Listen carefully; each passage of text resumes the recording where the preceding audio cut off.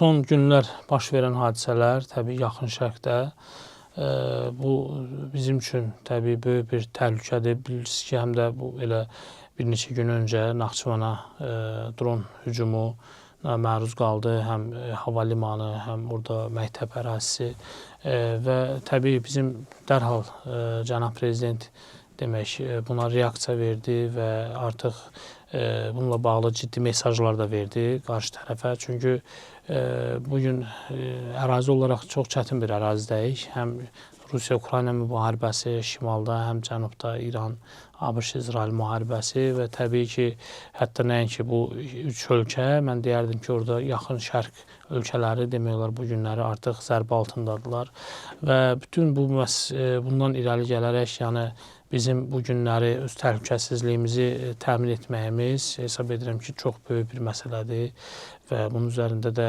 bizim diplomatiyamız, məhz cənab prezidentin diplomatiyası çox böyük işlər görür, çalışır və təbii çətin bir vəziyyətdir. Çünki hər belə deyək də qonşu bir ölkədir İran və artıq orada gedən o zərbələr, hansı ki, hətta dünən üçün mən baxdım, o zavoda zərbə endirildi, nüvə belə deyək də reaktiv hətta bir zərbə dedilər. Yəni belə bir hadisələrin baş verməsi bu təbii ki, bölgə üçün ciddi bir təhlükə yaradır. Ancaq inanıram ki, tezliklə bu müharibə başa çatacaq. Çünki müharibə hər zaman belə deyək də tək o ölkələrə yox, elə ətraf ölkələrə də ciddi bir ziyan vurur.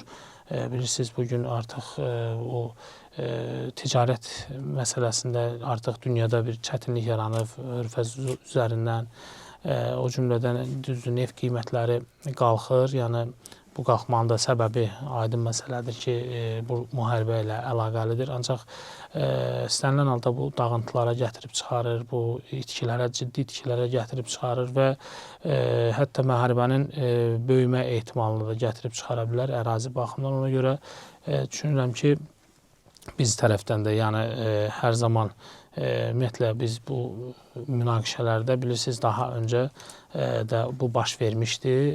Düzdür, kiçik bir vaxt, qısa bir vaxt aldı və hətta Azərbaycanın da, cənab prezidentin də rolu böyük oldu ki, o tənzimləmə işində demək iştirak etdi və məsələ tənzimləndi, dayandırıldı.